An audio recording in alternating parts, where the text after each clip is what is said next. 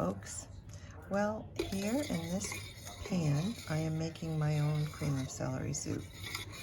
What I started with was butter, a fourth of a cup of butter, and that had to be melted in the pan. And then you put a fourth of a cup of flour and stirred that until it was smooth. I have to check, but this is what it looks like. I'm just checking my recipe to see.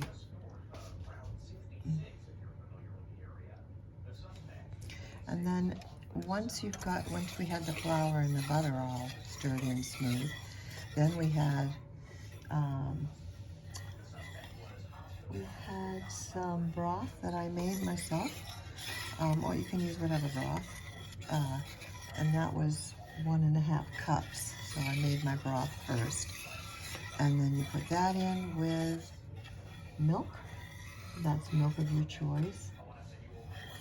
Half a cup of milk, and I had already chopped up my celery with my processor, and also I was going to put in some red peppers, but I don't think I'm going to into this.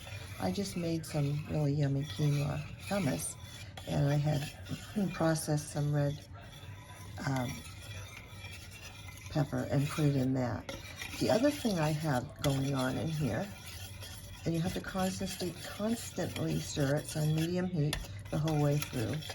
I had some plant butter, so I put some plant cheese, I'm sorry. And I have that going on in here, stirring it in. I also added some Italian seasoning, a little bit of garlic powder, and what else did I put in here? But it's coming along nicely.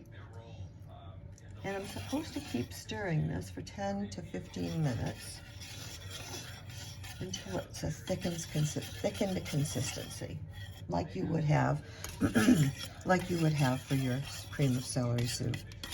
But this will have next to no sodium.